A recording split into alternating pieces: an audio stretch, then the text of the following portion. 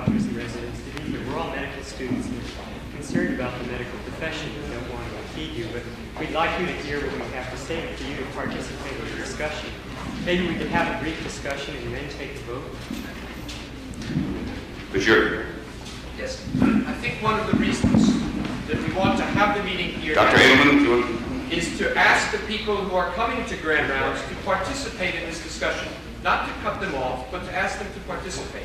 If perhaps we could say, if we could have a half hour or 3/4 of an hour of Grand Rounds time to hold that discussion, then perhaps Grand Rounds can continue as planned.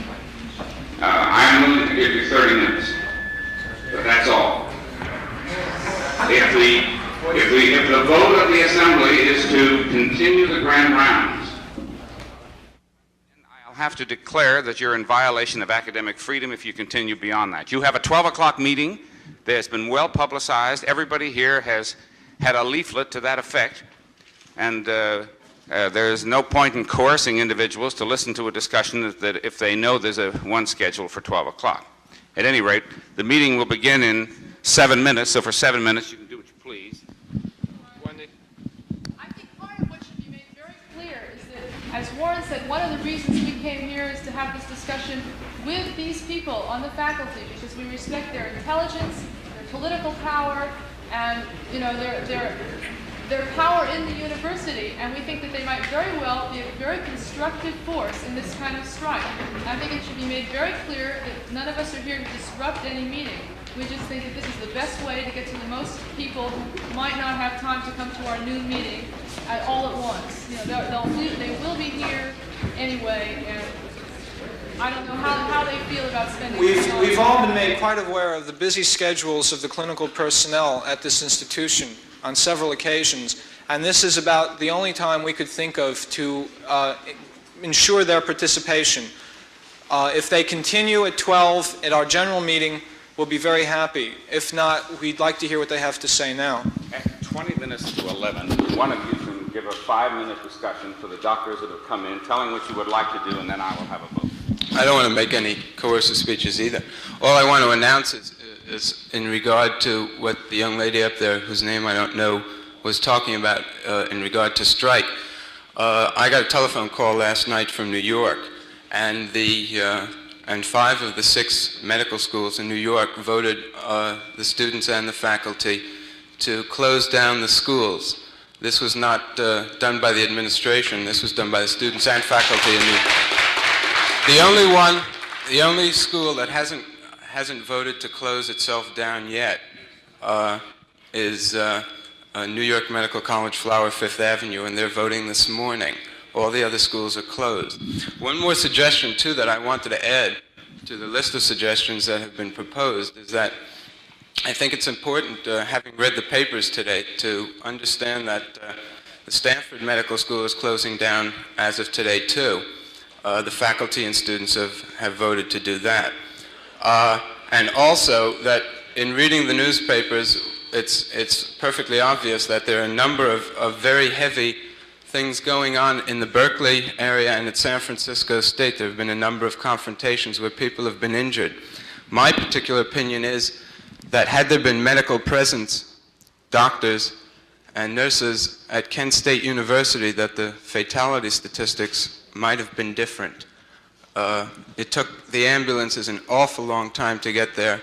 There was an awful lot of blood spilled, and it's my opinion, maybe it's wrong, that had there been doctors and nurses there, that something more could have been done.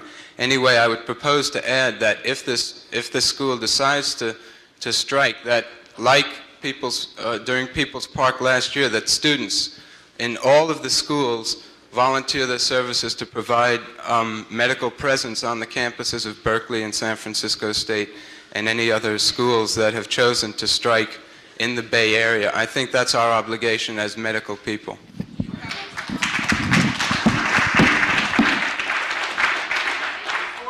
you leave, do you have information as to how long they're going to strike and what the students intend to do, what during the strike? And what the extent of the strike is as far as And medical how care. far? Okay, the strike is this. The students and faculty voted the hospitals are running. All vital patient services are being continued, and admissions are only being made on an emergency basis. The students have decided that in the course of the actions that are going to be going on in Washington and New York City, that they're going to provide medical coverage and medical presence for those. In addition, the students have decided to take the opportunity to meet with the faculty and to mutually educate each other as to their roles in their own communities and relate the issues of the war to the issues that are going on here at home. This is what has been chosen to do in New York. The schools are closed down for the duration of the year. That's it. There's no more academic year in New York City. All of the schools, except with the exception, as I said before, of New York Medical College, have just done away with classes for the rest of the year.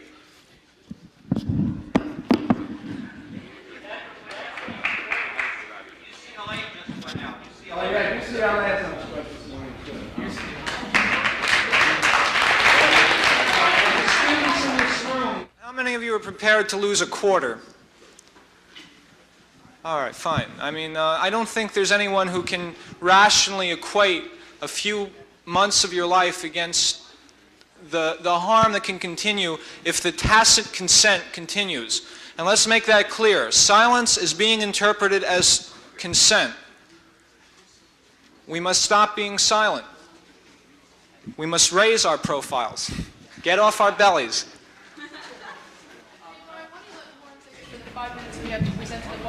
All right, I think that's an excellent idea.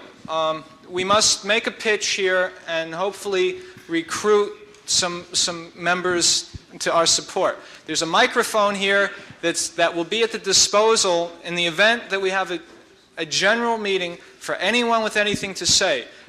Besides this microphone, I can assure them an audience of willing ears. Warren?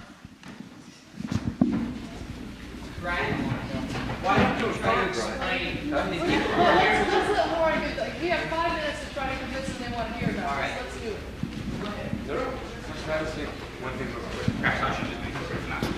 Let's do it. For the benefit of the clinical faculty and residents who are here, the students wish to have 30 minutes to have a discussion with anyone that wishes to listen or make any comments, following which we will continue our program unless the assembled group votes to cancel the remainder of the session.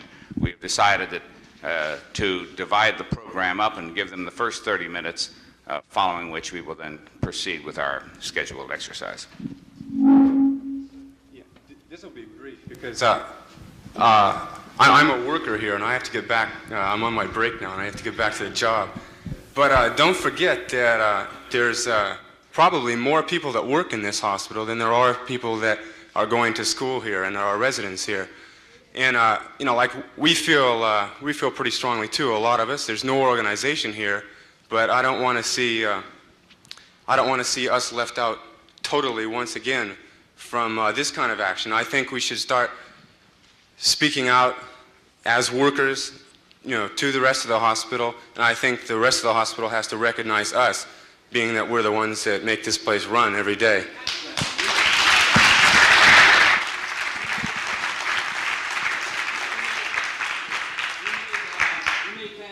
Make sure that all the workers will be involved in the strike, because we all know that it's a people thing that's going to make this a successful failure. So everybody's in on it. Okay, I'll try to bring as many people as I can at noon, but you know, like we have to work too. Fantastic. All right. Now, I think that with the time we have, it would be most profitably spent discussing the impact of a strike on the medical issues concerning the school. There will be implications and there will be arrangements that must be made, and compromises and constraints. Now, exactly what do we have to consider? We'd rather not have to address ourselves to a disaster, but would prefer to prevent one. And here I'm asking the medical people who will know these things to tell us before we take action exactly what we should be considering. I know nothing about hospital administration and very little about patient care, so I don't intend to pretend that I do know.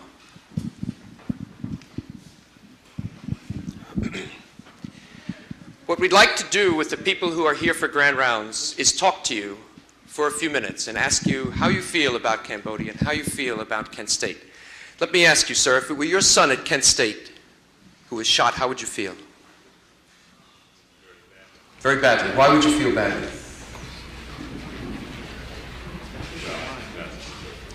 No, it's not superfluous. You feel badly because he's killed, or do you feel badly because... Why do you feel badly? Obviously, you feel badly because he's dead. But do you feel more? Why are the students here outraged about 4 people dying? People die all over the place, all over the country. Anybody?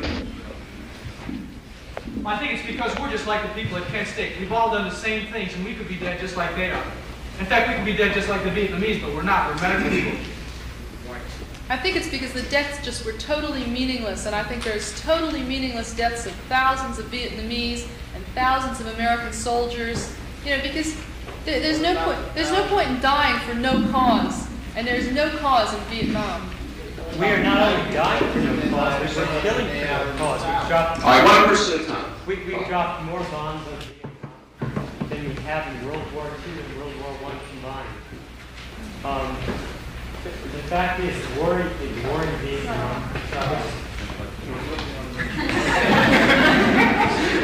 Stand up and talk now. Okay, the war in Vietnam has been going on since 1952. We made a pact in the Geneva Convention in 1952, which we violated. The United States is carrying on a war which the people of the United States have not approved. The Senate of the United States has not approved it. The Senate is outraged. Nixon is taking the initiative upon himself of going into Cambodia and killing many more thousands of people. The United States has no business in being in Vietnam. All right, is that the point, Bob? Is that the point? What is the point? Well, the thing, the incident, let's say Kent State, the way it influences me is like this, like, things like this have been going on amongst black students at black colleges for a number of years, and the main thing is that most of you white students, the impact did not hit you. It was like I was talking to one of the fellow students yesterday, and he said, yeah, when I first heard about it, I thought it was some black students at a black school, and they kind of passed it off. The thing he said he saw, he looked in the paper, there was 2 white girls and 2 white guys that had gotten killed, and really struck him at home. And then you finally begin to feel what the oppressive forces really are like. And when you see it, and you see this total picture, you're ready to raise hell about it. That's the way, it comes down. You think we go on strike and the medical care for our patients is impaired, we're going to bring these people back to life? Or do you think that in May of 1970, it really is going to stop the war in Cambodia if we deprive our patients of good medical care? In the back. Yeah. I think that a mere strike at this point would be meaningless because what are we proving? We're not coming to school. We're telling our teachers that we don't like it. Rather than a strike, I think that now, while this issue is really hot, while every college student and every student in this country is enraged, while it's obvious that they'll shoot you if you say that you don't like their goddamn war, I think that we should get out in the streets and close down the city of San Francisco. And there are 10 colleges, in Boston there are 30, and they should be out in the streets and they should close down the city of Boston. They should close down the city of New York. And then maybe they'll see that this bugs us. Right on. Yeah, go ahead. In relation to what you said, your argument is based on the fact that a strike would affect the patients, which I think all of us agree we don't want to affect. I mean, it's not fair to the patient to withhold, care to them.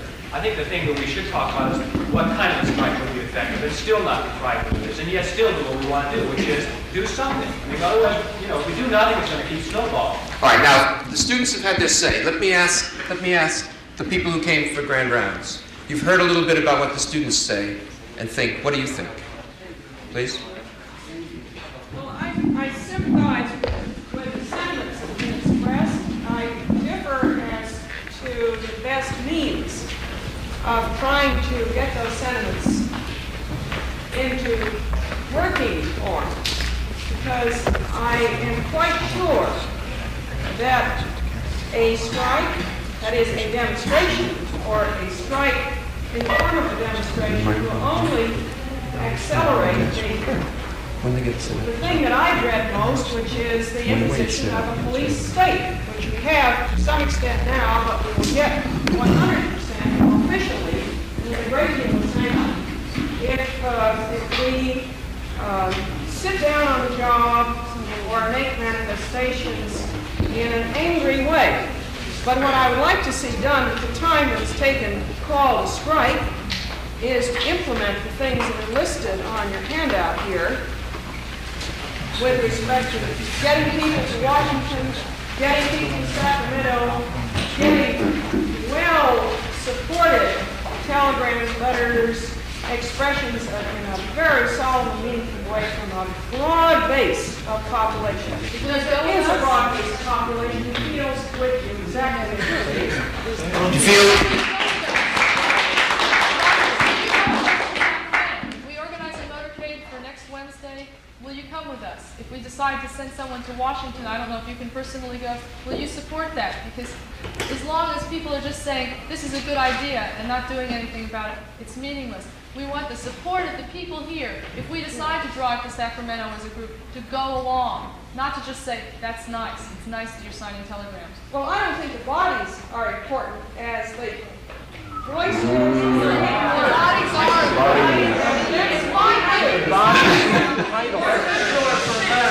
I have to be 100% nonviolent in my attitude about everything, and I think it goes on all sides, and that's the way I just have to feel. But the bodies only excite the anger at the other end, and the anger is going to cause very terrible things to happen to this country. If we drive to Sacramento on Wednesday, a nonviolent demonstration, a medical group demonstration in Sacramento, will you personally come with us? Because I think the bodies are important, especially bodies of people who aren't long-haired hippies, bodies of people who are involved in obviously important things in this country. Medical school faculty and doctors just aren't the same as bodies out in the street in Berkeley. There's a different impact, and I think that's why we need people like the people here involved in this. Not just supporting, but involved in it. All right. Please. I just heard the sentiment from Dr. Express. She said that she was afraid. And, fear is a very human condition. It's one of the, two most things that sort of reduces us all down to, And like a lot of people in this country, thousands, hundreds, and millions of people have lived with fear. Fear of day in and day out about, living, dying, getting food, just barely staying alive. Now, I think that one of the best things we could do is when we do go on strike, and this is my own personal feeling, we should get out into the communities, help our brothers and sisters, show our humanity, close down the city, close down the powers that be, put our mouths and put our bodies, not become members of that ever-growing so-called silent majority, show the president of this country that the only way he is going to implement his things is going to be over our dead bodies, because this is the one thing that each one of us has to give, and it's the one thing that each one of us has that is the most powerful leveling force in this country. That is the power to stand up and be a man. If you lay down, it just really isn't enough, because there's no moral commitment behind laying down. You have to stand up and be a man. Thank you. Let me just say one thing about anger. I think there's nothing wrong with anger.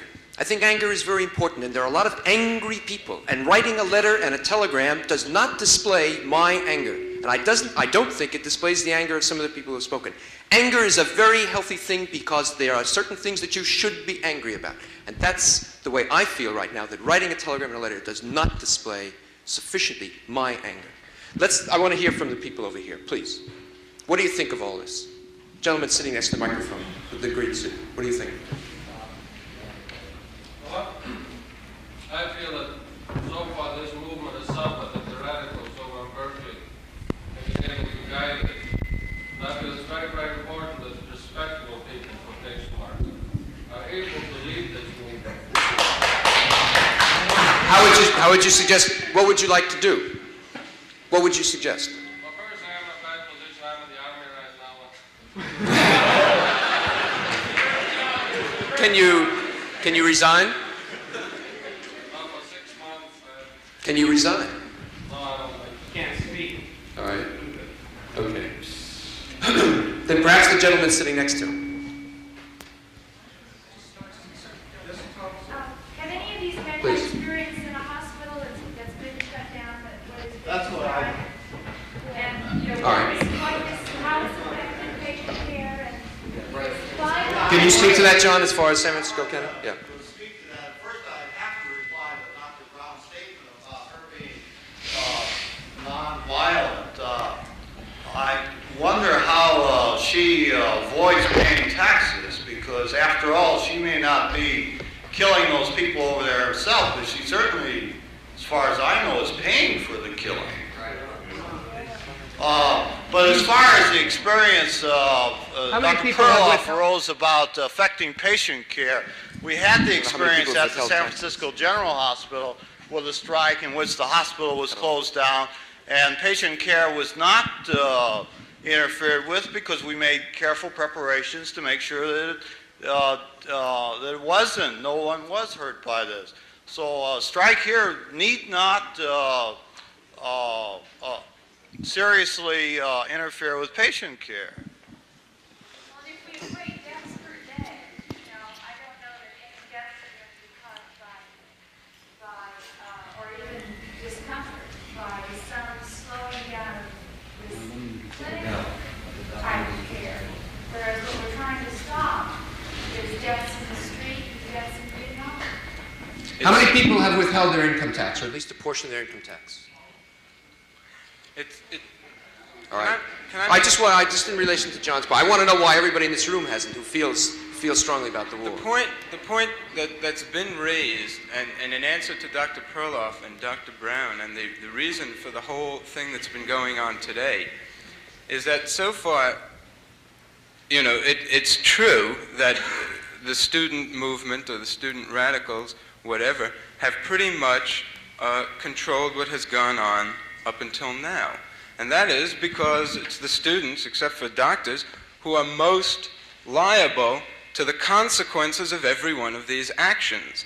Now, the reason for the meeting, Dr. Brown, Dr. Perloff, and all the other doctors who I respectfully address, is we are asking you to join with us to the level of commitment that we've had all along. We do not want to compromise patient care. Absolutely not. But the primary responsibility for patient care is not on the student. The primary responsibility for patient care is on house staff and faculty. And we are asking in terms of a strike that the students be freed up to do that which is necessary according to the list that we've prepared and other additions to this. And the assumption of primary responsibility for the patient remain the same, but that you join with us in those actions which we are taking. We are asking for the faculty and the house staff to join with us in a coalition of whatever you want to call it, respectable people, unrespectable people. What we want is house staff, faculty, student, and people who are working in this hospital at all levels to come together. The time for divisions and artificial divisions of student and faculty or patient care and not patient care are over. If we go together, and a BA degree or an MD degree is absolutely superfluous when you're 6 feet under.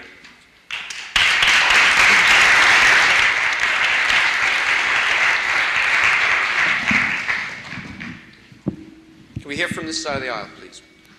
Gentleman holding the paper, what do you think? Yeah. I'm struck by a couple of possibilities. One, I'm totally and absolutely in agreement with the sentiment, and again, the question is the type of action that needs to be taken. I'm a bit concerned about, first place, the name that we've chosen to title our group action strike. In a sense, this is a passive absence of action, really. It's a sitting down, a non-participating. And I would have chosen, you know, right offhand, I can't think of anything. Attack seems to be the more direct word, rather than strike. But perhaps there's, you know, better wording to be thought of, a little deliberation on the subject. our concern here seems to be twofold. One, obviously, everyone's concerned preserving patient care, and I don't think the house staff or the faculty would ever get to a position where that would be compromised, and I don't think that's an essential part of the situation. But I think what we're all here for, we're feeling a sense of frustration, and we want to act out, and we want to demonstrate to the community that we as a medical community feel in a certain way, and we want to do this in an effective method.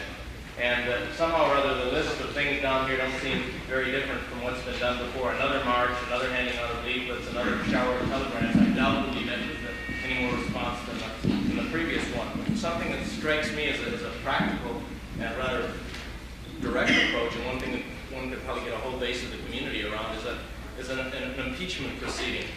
And you know, this is something that either a referendum on this subject, on the war again, as a special election, and we as a medical community could perhaps offer to man polls, or to set up in such a way that we could remove the city from a financial problem. Can I take that point for a second? Sure. There's presently an Impeach Nixon fund, which is collecting money with Al Dustin to run a full-page ad in the Chronicle and Examiner, very much along the lines of the Alcatraz appeal. Now, certainly that's just one answer, but it fits in very well with what you're saying. If there's anyone who wants to write out a check to the Impeach Nixon fund, give it to me, I'll be at the back of the auditorium. I think that impeachment is absurd. Yeah, let Marty let him finish. We basically disagree, and we feel that this is an abhorrence.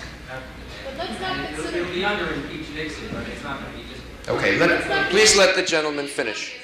Wendy, please.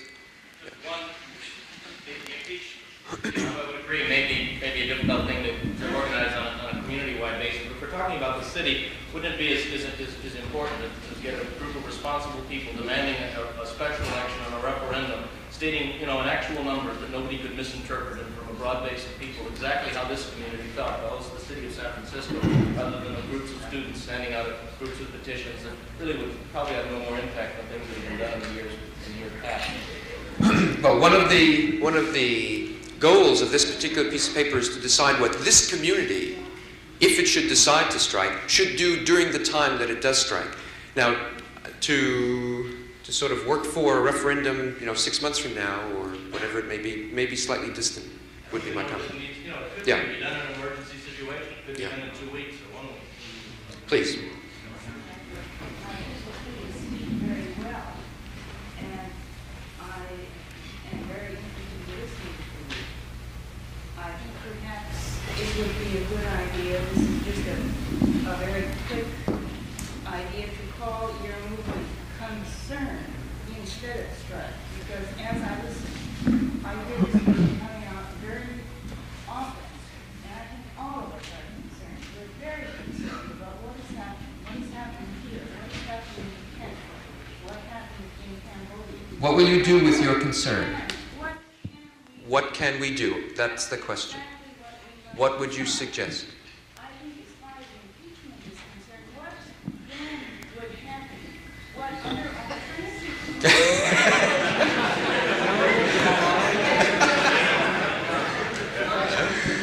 It's so encouraging. What is going on, rather than just yell, strike. I think we all know. I think we know what is going on, and I think you're right. Impeachment is not the answer, but what is the answer? What would you suggest for this community to do?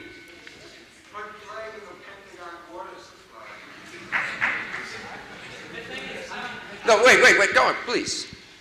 Please tell us. I wish I knew. All right, so yeah, okay. I really do. I wish perhaps we should get an all-out movement to get more honest facts as to what we are doing and what the alternative will be if we just throw everyone who is now in power out.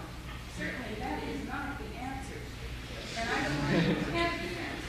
But I think we should try to get there. Yes, that's what we're trying to do. Yeah, Bob. Yes. The thing is, we solve our shoulders to provide an answer to these questions. We have any more than all the rest of our shoulders. But we are the ones who organize our strike with our bad related word, maybe concerned with the event. The thing is, we would like you people to become involved in this movement. A tremendous philosophical crisis that I've been trying to resolve is that of taking care of maybe 1,000 patients in my entire lifetime as a doctor, whereas 1,000 people a week killed in Vietnam. I can't. What does it mean philosophically to take care of someone? If doctors are needed, but how can by not participating in this movement, I'm sanctioning, I'm allowing to happen, I'm killing thousands of people. I can't figure out how I can justifiably do that, and that's what you may do. Do you understand that? Warren, I'd like to talk about concern. I hope you all read Nixon's reply to what happened yesterday. And essentially what it was he expressed his deep regrets to the families of those who were killed and said, well, here's what happens if you protest my war. We kill you. And that's essentially what he said. He said, well, this has been inevitable. I regret that this happened, but too bad, It's a real shame. And what he wants us to do now is just wait for him to finish his war and not say anything. And I think that unless we show how angry we are, we're playing right into his hands. And we're letting him do exactly what he wants to do. And as far as concern goes, last week, this morning, it was in the paper, the Chronicle, not in the Bar, that Secretary of State William Rogers said last week to the Congress that we were never going into Cambodia. And you heard that, and where are we now, And I don't even think the generals tell the Secretary of State what's going on. That's what I think they do. This war has been proposed to lies, and it has been proposed to treachery, and we're supposed to sit, while that college is 20 miles from my home. And I know a lot of people who go there, and I know that that's a real straight campus. That is not whipped out campus. That is straight. People there have short hair. They go to classes, because that's what you're supposed to do. And they got killed, And we're supposed to be quiet because it might happen again. That was implicit in his reply. This is inevitable when students get out of the street and people have guns, why students get shot. That's inevitable. So we're supposed to sit. That's supposed to scare us. It scares the hell out of me. Yeah. Let's come over here. Three seats behind the microphone. Gentlemen, please. What do you think of all this? Yeah.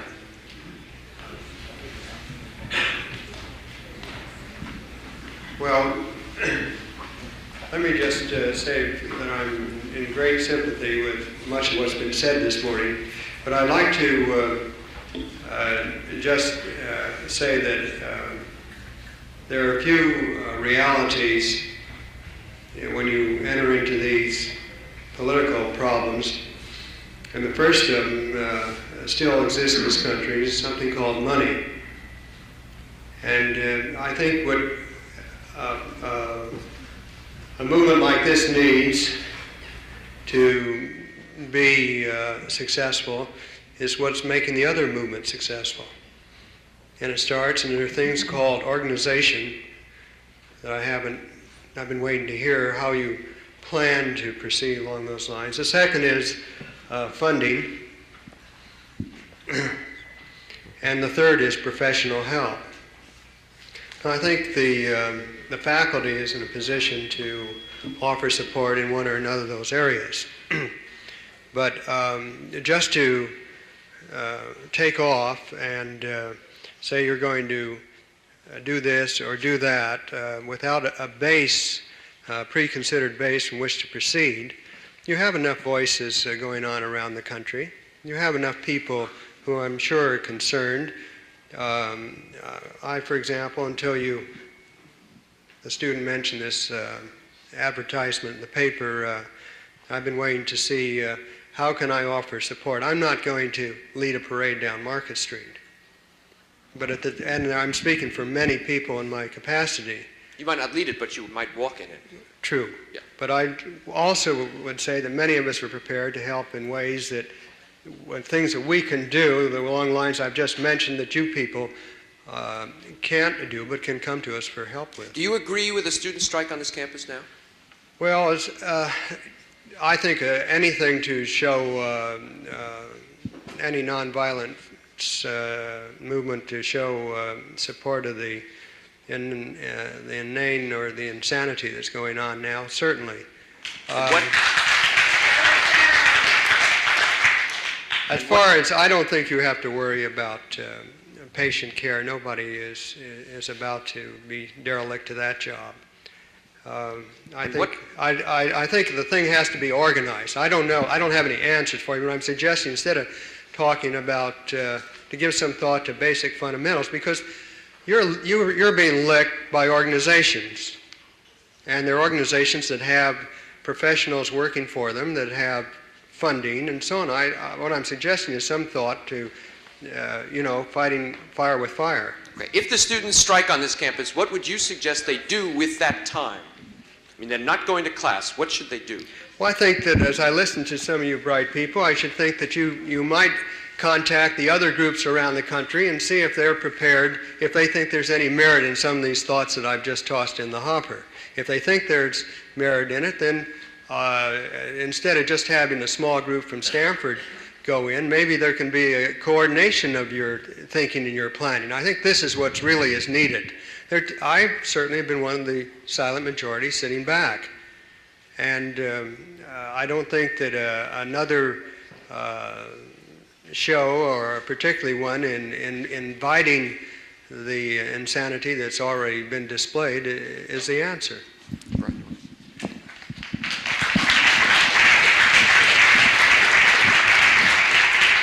From where I was sitting, the gentleman's perfectly right.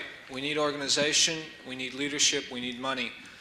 My question, as I look at the faces sitting in the seats with expressions of benign indulgence, is what will it take? Your men with degrees, your men with income, your men with position, your men with influential friends. What will it take? If not these 4 deaths, how many more do you want? I think we can provide them for you. If not this war, then how about the introduction of Chinese troops into the fighting? What do we do as a nation then? I mean, at what point do we say, stop, I've had enough, I've been silent long enough, and for you to start putting your work into it, your organization, your money, and most importantly, your name? May I just say one last word, and that is, I think what you're really asking for is something called a people's lobby. I think you have lobbies for many things, but you've been speaking from a weakness. The power rests in a place called Washington, D.C., and much of it, as you're well aware of by now, goes on behind the scenes and is done through lobbies. I think there are enough thinking, decent people in this country who, if things were properly organized, would support something like this. I don't think that the power lies in Washington. I think the power lies with the people. It is the people in the streets. The population of students and GIs is greater than the population of this country if you split that group off. We're talking at very different levels. This country's in a state of war. It's a state of war abroad. It's in a state of war at home. It's been in a state of war against the third world and black communities for the past 400 years. It's finally hitting the oppressed white communities, and now we're beginning to see some reaction about it. In New Haven, over the past month, over the Panther trial, the large 3-day demonstrations, which were incredibly peaceful despite the provocations of the military, came across with the idea of the national student strike. And I think we're talking at very different levels. We're talking about, well, what can we do as individuals in the society? And that's what the society does to us every time. It divides us up as individuals to deal with, an establishment or to deal with a group of people, and that's crap. We've got to get together as a group of people and deal collectively. I don't think lobbies or impeachment or any of that jazz, is going anywhere. The struggle has moved to a much higher level. The struggle is in the streets. There are thousands and thousands and thousands of kids in the streets. What are we as a medical community? We have something special to offer these people. We can set up mobile first aid units. We can set up mobile triage things. This country's in a state of war. We're bringing the war home. It's taken 3 years to bring the war home. Brothers and sisters, the war is now home. Okay, last night in Berkeley, the Berkeley Free Clinic, was invaded by the police. The doctor in charge was beaten to a pulp. The supplies were destroyed. Medics on the street are beaten. Several of them, the ambulances were, impounded by the police. The gentleman was talking about his role in the military. The country's been taken over by a military junta. We're living in Greece right now. Z is right here. And we have a special, gift. We're like trained technicians. We can provide medical care. At San Francisco State, there's a pitched battle going on right now. There's teams of some of the medical students from this campus are out providing medical care for their brothers and sisters who are fighting, not lobbying, fighting. And I see that that's the only support that this institution, as an institution, can give. It's the same support that's being given at Stanford, the same support that's being given at the 5 medical schools in New York that are shut down, is to provide supplies to fight the war machine. All right, please. Yeah.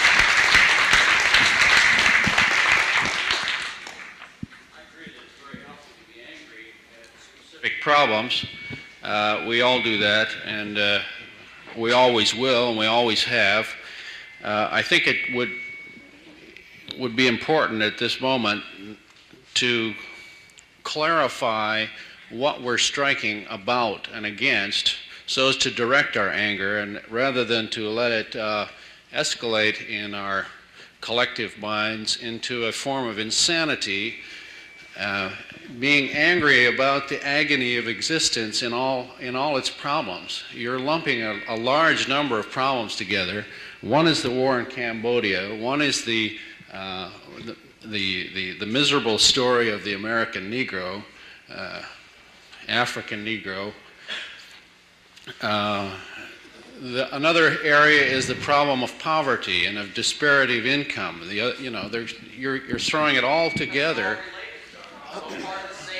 They're all part of the same system called life, and I'm not sure philosophically whether you can, by creating a movement, change many of the facts that humans have dealt with for eons. How would you propose to change it? I think you have to take them one by one, and my own dedication has been to attack the problem of disease. That's what I do with my life. Other people attack the problem of political inequalities. Other people, I think you have to, in order to get anywhere, not simply say, there are a lot of things I don't like, and we'll all get together and strike against that.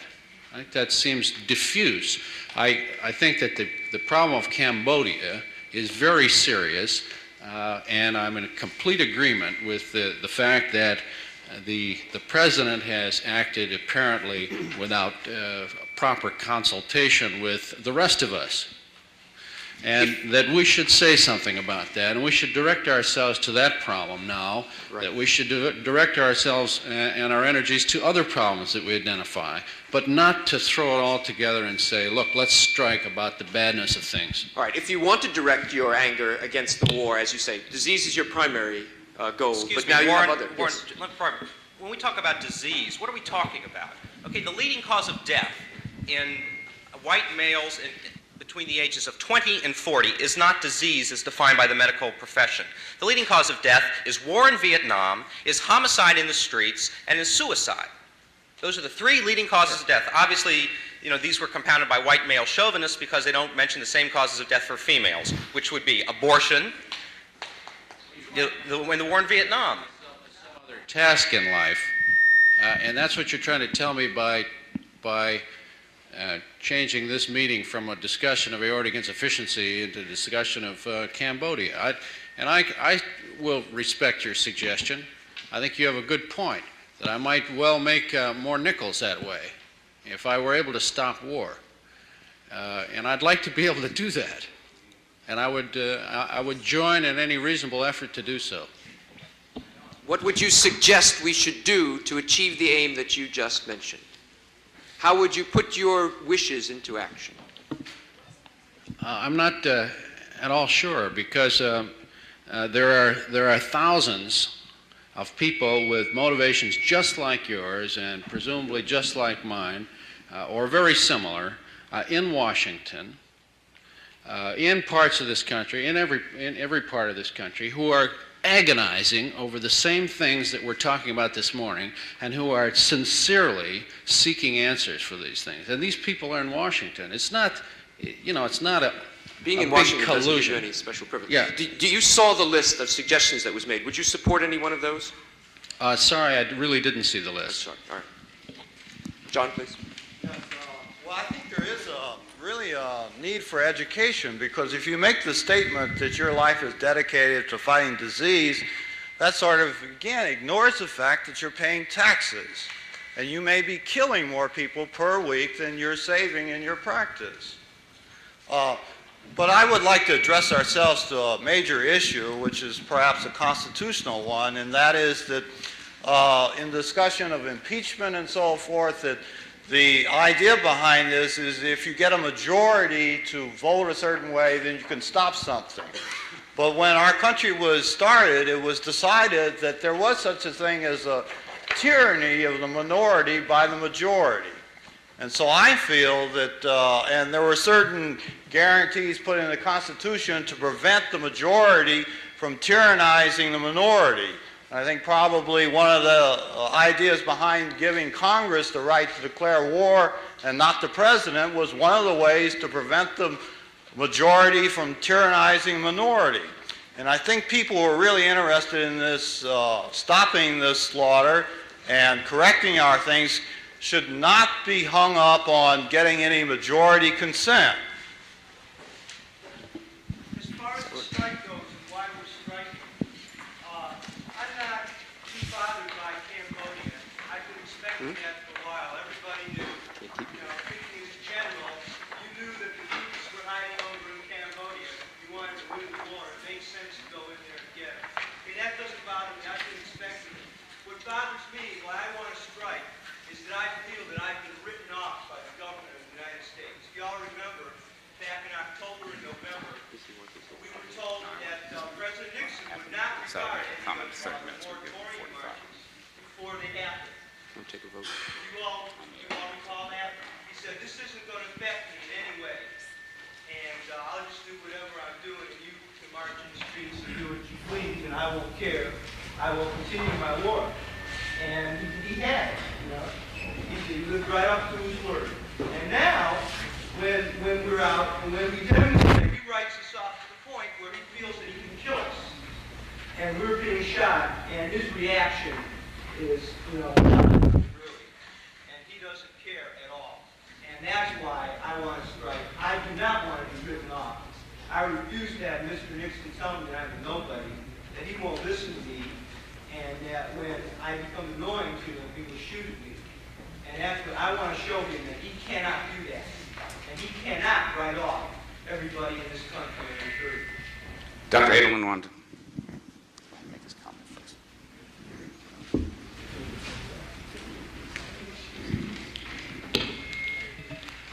I'm deeply distressed by what is happening here, in which I see an attack on one set of moral values in order to meet another set of moral values, rather than a sense of the unity of all of these values. Bob raised a very important point. He said, why should he as an individual look after 1,000 patients in the course of his lifetime when 1,000 people are being killed a day in Vietnam or in Southeast Asia? He can multiply that figure and indicate why should he be a physician, while there have been countless hundreds of thousands who've starved because of malnutrition in India or because of poverty in South America and in Africa. Now, there are approximately 250,000 physicians in the United States, each of whom taking care of approximately 1,000 people in a lifetime, have served what amounts to a moral principle. They've addressed themselves to an ethical value that human life is worth looking after. And they've done this in a civilian system which itself is an expression of what your sense of values are. Similarly, there has been a tendency on the part of our students, for example, to feel that what has been a traditional value of people who've been interested in living things, that research somehow is contradictory toward looking after or being concerned about the social problems in this country. I was deeply distressed by the fact that our senior students, in their analysis of the shortcomings of their experience, felt that the single factor which led to their getting an inadequate education was the time spent by the faculty in clinical investigation. This, again, a juxtaposition of two sets of values which I think should be complementary. Now, the question which has been repeatedly raised here is, what can you do? Well, what you can do, aside from expressing yourself as forcefully as you can, and I agree with the goals, is to recognize that the transition in power that has occurred from 1960 to today has occurred in the political arena. One of the most significant recent events has been the fact that Ralph Yarborough was defeated in Texas in a primary, that Moss in Utah and Hart in Michigan, who are anti-war senators, are facing very stiff primary elections, and if they're defeated, the composition of the power structure is going to become even more conservative, even more rigid, and even more repressive. There's an election in California in which a senator who has strongly supported the position of the Hawks, the position of the military in this country, is running for office. If you multiply the number of man-hours of effort that students could put into these activities, there may be a striking influence on the character of the men who represent the people in Washington. I think it's wholly unrealistic to believe that by lying down in the streets of San Francisco, which will bring out the tactical squad to clear the streets, and putting a few more hundreds or even a few more thousands of students in jail, is necessarily going to produce a constructive effect. I don't see any alternative in this country except to work through the political process. Doctor, I'd like to make one comment. I think that's what most people feel, that although we have elected, for example, the transfer to the Congress, he's being ignored. I mean, that's the whole point. The point is that, you know, the reason are giving up. The reason why he's being ignored is because Murphy was also elected and Nixon was elected as president. That this is a country which has a very rather high standard of living for about 80% of the population and a miserable standard of living for 20%. Dr. Katz spoke of the realities of the situation in the United States. If you can't win elections, it's eminently clear that the government has the power to suppress any other kind of dissent, or dissent which will not in turn lead to ultimately electing people to office. Yeah, what's the point, though, if the president doesn't consult his Congress or his Senate or his cabinet members? Why is that general? Because if the Senate is made up of members of the upper house of sufficiently high degree of majority who feel in opposition, they can exercise the power of cutting off the budget to the military. If the House of Representatives is changed in its character, then it can, by its activities, force the executive to take other actions. If Nixon is defeated at the next election, then you won't have Nixon to contend with. Excuse me, may I? It is apparent from the participation of both the faculty and the House staff that the will of the audience is to continue the discussion, and for that reason I'm declaring the grand rounds canceled. Harvey, please. It seems to me that the one thing that everybody seems to agree on here is that there's an enormous separation between the power in this country and the people who are ruled by that power. seems to me that that separation can be seen at all levels of life. It's seen in the president declaring war without the assent of Congress. It's seen at the shooting of students by their neighbors. And it comes right down to this hospital and this medical center. I mean, there's an enormous separation between what goes on in this medical center and what goes on in the community surrounding it. And I think, it seems to me that the basic issue here is the one phrase, power to the people. And that what we as a medical center can do, or we working in this medical center can do during the strike, is to go out or keep our hospital closed and keep this medical center closed until it can have its proper relation to the community, until it can become an organization only to serve the community and not to serve a selected few people in this community who can afford to come to this hospital.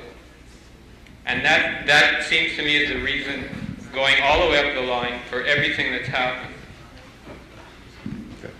Dr. Edelman, I don't know if you're still here, but yeah, I'd just like to sort of set a few things straight politically. And that is the fact that the big wills that run Congress, and to some extent run the president, to some extent he runs them, are members of the Democratic Party, the Dixiecrats, who were elected not by their constituency from their home states. Dig that. Not by their constituency, but by other people. And so these people are there illegally, according to the Constitution of the United States, according to the 13th, 14th, and 15th Amendment. They're there illegally. So that while I am not saying that we should bypass Congress, I think Congress is an effective tool to an extent. But I think what we have to do in this country is to get down to where everything is, and that's on that money kick. That's on an economic kick. That is to close down. You know, what I would propose is that we would close down the Pacific Coast Stock Exchange every day if we can, in support of closing down the New York Stock Exchange and keep it closed down. That we would close down Honeywell Corporation, and we would close down any corporation that will make any machine or any kind of equipment that will go to suppress and to snuff out human life. This program is going to a lot of other hospitals. If you'd use the microphone, it would help when people see your picture. All right, I'd like to get a diversity of opinion, if you will. Tell us what you think about this. I think the best advice that we have heard today has come from Dr. Edelman. And I think that we have been spinning our back wheels for the past 10 years. There are many people in this audience who feel exactly the same. We've all been faced with frustrations. What can I do? Non-commitment, thinking about it, dismissing it, what have you. I think the only way that we're going to solve this country's problems are to put the right people in office. These are the facts of the United States. This is the way to do it. You have to work towards that law. It's not going to happen overnight, but it certainly isn't going to happen as it did in Kent. And it certainly isn't going to happen by people running around the streets, because that's not productive time spent. It's not a good investment. If we're going, Have you participated? I have done very little except participate in medicine, but I'm getting to a point where I am willing to join in things that I think are organized. I don't think, particularly, for instance, that the meeting we had several weeks ago in terms of this hospital's role in the community was well organized. I was, in fact, very disappointed. I don't think that this particular meeting is well organized. You moved in on grand rounds. All right. We gave in because we all care. We're concerned. And I feel very strongly about this. But the point is that you're not organized, that no one's putting it together well. You're thinking on small levels. And I think if we're going to get together, then we have to get organized, we have to bring the talents together, and we have to move. We, my friend, we. All right? There is a silent majority. I'm one of them. I've been very quiet, all right? But I feel, I'm aware of Cambodia, I'm aware of a lot of things. I haven't done anything, and I haven't run in the streets. I have better things to do. Do you understand that?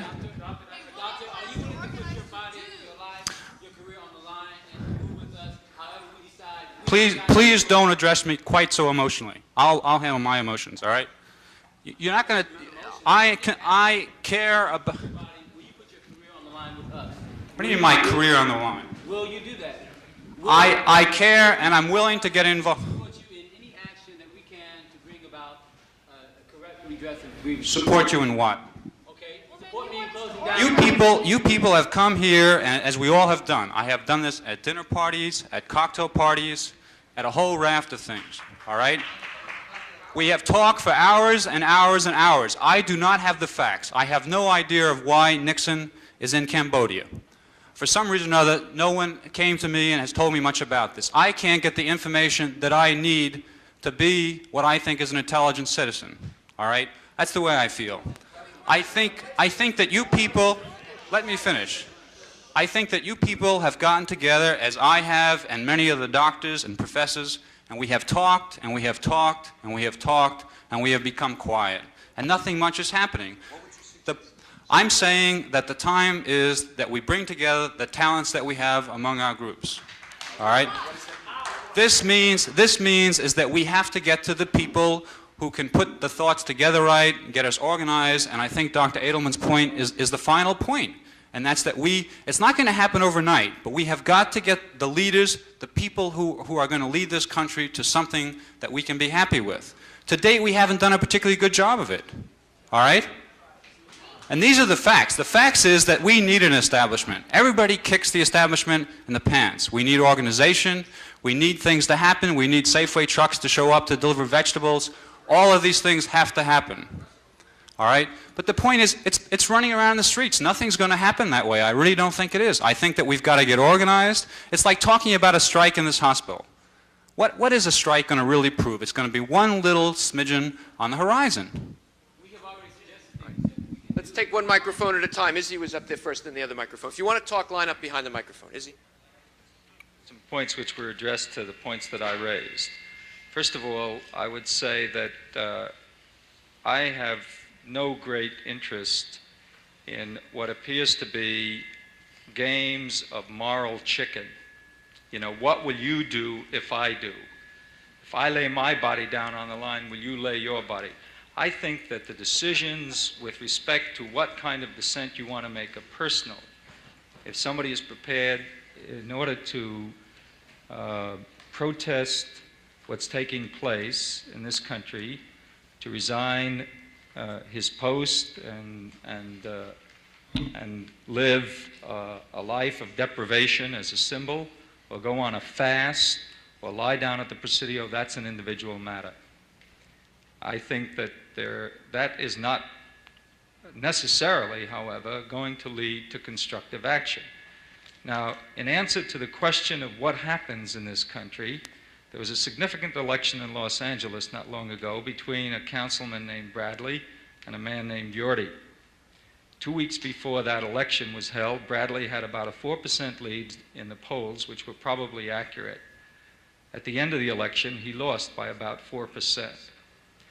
Now, as a result of the outrage that's happened in Cambodia, UCLA students have been spending thousands of man-hours now acting out their distress in relation to Cambodia. If those thousands of man-hours had been spent in ringing doorbells and handing out leaflets, in raising additional money for Bradley to refute Yorty's implications, which he produced on radio and television, you might have a different man in the mayor's office, and a man who would be closer to trying to bring the ideals that we're trying to achieve.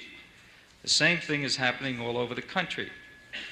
The fact is that in this country, there is not a shred of evidence that any kind of movement of this kind has the capability of closing down Wall Street or bringing the system, either the economic or the political or the social system, to a halt.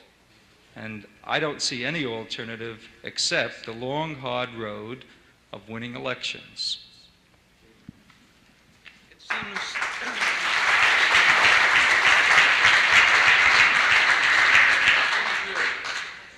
It seems that there is a general frustration in this room. I think it's the only thing that brings all of us here together as a unit.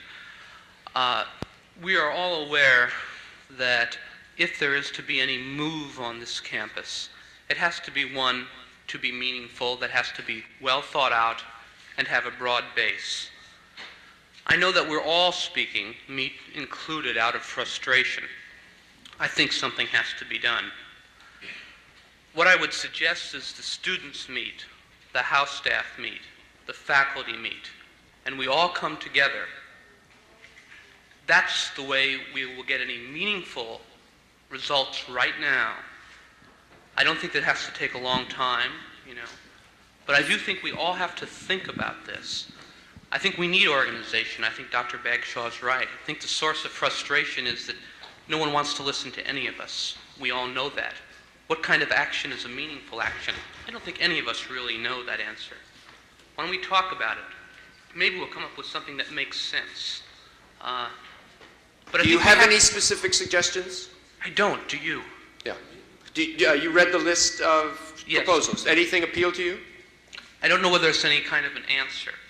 But I think we have to move as a community, not students. That's what the noontime thing is for. It's for everybody. Yeah. Please. Yeah. I'm distressed by what I feel to be the illusion on the part of many of us that if the silent majority, if they were only less silent, would agree with us. And I think the point is that we live in a nation that hates its young and has taken one segment of the youth in the form of the Army, the National Guard, and so forth, and set them to killing another segment, the radical students, even the liberals. And this is done with the wholehearted approval of the majority of Americans. And I think the really, really tragic thing, which you underestimate, is that Nixon is representative. And I address that mainly to the man up here. So that I don't know what can be done, but I think the sense of impotence that pervades this meeting is based on this fact. And I think that probably the only thing that can be done, if anything can be done, is a double-pronged approach which is based on both conventional methods and on radical methods. I think that Dr. Brown is right about the telegrams. If every one of us said a telegram, it would make a difference. And I think more important, on an individual basis, each one of us should take our neighborhood reactionary, whoever he may be, you can pick one, they're all over, and talk to them and convince them that we're human. And if this comes to wearing a pearl necklace and a hat, do it. Just convince them that we're human and then erode them somehow. Just one by one, it would make a difference. And then in the meantime, while the slaughter goes on, I think collectively we have to somehow make this war uncomfortable for the majority. And perhaps parents having their kids killed will make them uncomfortable. I don't know how. Excuse me? All right, I'd like to have one more. Oh, I'm sorry, are you That's finished? all right. Yeah. One more speaker, and then there are gentlemen here from Stanford who have hassled this out innumerable times, and perhaps they have some good suggestions. I would just like to answer Dr. Bagshaw and the other doctor whose name I don't know. But I'll start by saying your remarks about UCLA, I think, maybe unintentionally, are wrong. I think the students at UCLA and the students in the Los Angeles area, if you go back to all the reports in the Los Angeles papers and Time Magazine and Newsweek and the news media, I think you'd find that the students down on those campuses worked extraordinarily hard for Bradley. It was reminiscent of the days of the work that the students did. I remember, in the Kennedy campaign back in 1960. The students worked extraordinarily hard. And I think the fact that lies behind the fact that you mentioned in the Bradley-Yorty campaign is that Mayor Yorty won by starting a smear campaign saying that Bradley was, number one, a communist, and number two, in spite of the fact that he was a policeman, that he would be soft on the issue of crime in the streets. That's the pertinent point, I think, that should be raised. Not that the UCLA students didn't work, because the UCLA students worked their butts off to try and get Bradley elected. All of the students down in that area did. They worked extraordinarily hard for the election. And the thing that was proven in the elections behind McCarthy or behind the Kennedy campaign or behind the Bradley campaign is that in spite of the fact that you may win primaries, in spite of the fact that you may work your tail off, in the legal electoral methods, and this has gone on, you remember 1968, you remember how many primaries McCarthy and Kennedy won between them. I think the overwhelming sentiment of the country was behind these men at that time, and it made no difference. Then I'd like to answer Dr. Bagshaw's criticism, which I think is relevant, and that is that there has been, you say, or there is no organization on this campus. And the very fact has been, Dr. Bagshaw, that in the past 2 years that I've been here, numerous times people have tried to create organizations, and there have been medical organizations or organizations that people in the health sciences could have related to if they so chose. There's the Committee of Responsibility, which is primarily physicians and nurses. There's the Medical Committee for Human Rights. There have been numerous campus organizations. The problem, I think, Dr. Bagshaw, is the thing that you mentioned, that you had been going and doing your talking at cocktail parties and at faculty meetings and in places like this, rather than in places where your power as a physician and as chief resident could have been used. I think it's most indicative of the change in this country, Dr. Bagshaw and other people in this room, that all of us have moved to the position that we are in today. Now, I have a concrete proposal. I suggest that with the items already listed, and some items that I think we should add, like providing medical presence at universities, I respectfully ask that the students of this university and the faculty at this university and representatives from people who work at this university who want to be represented get together and in some way devise an organization to be composed of the people who are here in order to, number one, have a strike in which the students and faculty are freed as much as possible to go out and do and set up this organization that we consider necessary, and that the goals of this organization that exists on this campus be, number one, to make sure that patient care is not compromised in any way whatsoever, but that the strike go on and that all of the students and faculty and workers who can be freed up join together in an organization where we feel that we can exert the power of this university's prestige and this university's special gifts. We are people who have been trained. We are people who have taken advantage of whatever we can take advantage of to do this. I think that it's very important to realize also that in our roles as providers of health services, that the money is going to this war, money that we all know that we could be using to provide health care for those people who we know desperately need the health care, who we can't provide the health care for. And this is an important thing to keep in our minds at all times when we do organize to try and stop what is going on. I think power does not necessarily reside in Washington. I believe in the Constitution of the United States, and the Constitution of the United States says that the power for running this country resides in the people who live in this country, and we are the people who are concerned. I disagree with the fact that I think that we're a minority being oppressed by the majority. I think that this has been true, but I think right now, according to the Harris polls that I read in the newspapers, 60% of this country is against what has happened.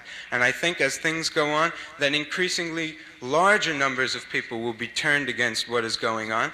And I think it's up to us, as people who are here in this room, to go out and talk to every student, for faculty members to talk to all of their colleagues, for people who are working to go out and talk to the people who they are working with, that everybody be there at 12 o'clock, and that this university, as people who are concerned, move together, faculty, students, and working people, to end this war and to start providing the services that we have trained and desperately want to provide.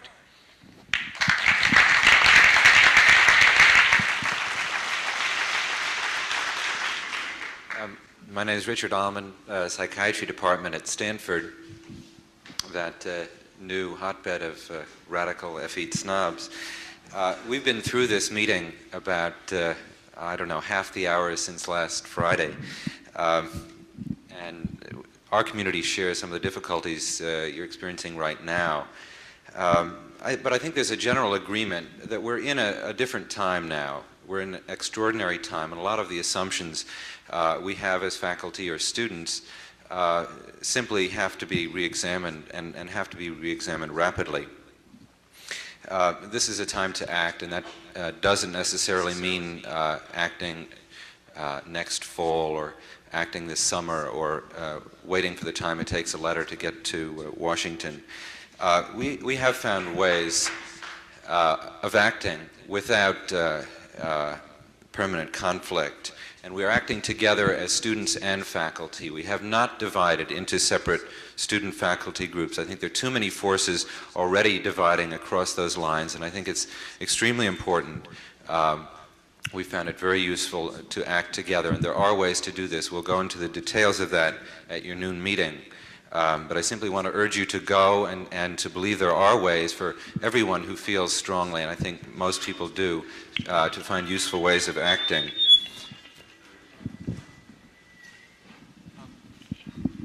Just, everyone should be aware, we're going to leave here at 5 to 12 and go over to the gym. And probably the first order of business will be, once the meeting is called together, to start discussing the realities, the organization, and exactly how we're going to do it. But the time has come to do it. If one point has emerged from this meeting today, and I thank the people who have done it, is that we need to do what we are doing. They keep saying it over and over, that the organization has not existed. Well, we're going to have that organization. Make no mistake about it. And then we're going to move. Do you want to keep talking? You want to do it over there? Dan, you want to say a few words? Dan wants to say a few words before you take off. Hang on. Last second. Something that's very simple that you can do, and that will help us a great deal, is this. For a couple of years now, we've tried to organize a little more reasonable way to approach medical presence, at least the few people from this campus who are doing it. And as of now, after organizing a course from the surgery department in first aid, we have 40 or 50 people who are trained to provide adequate medical care under tense conditions. Now, this is all the supplies that we have left. This is it. And if you want to do something very simple to help us, short of coming out with us and staying, on the side and just patching up some bleeding heads, please take a box and put it near the nursing stations in the hospitals today, and dump what 4x4s and prep pads you can in that, and anything else you think you can supply. But that's really what some of us need right now. What, money? I said some of us.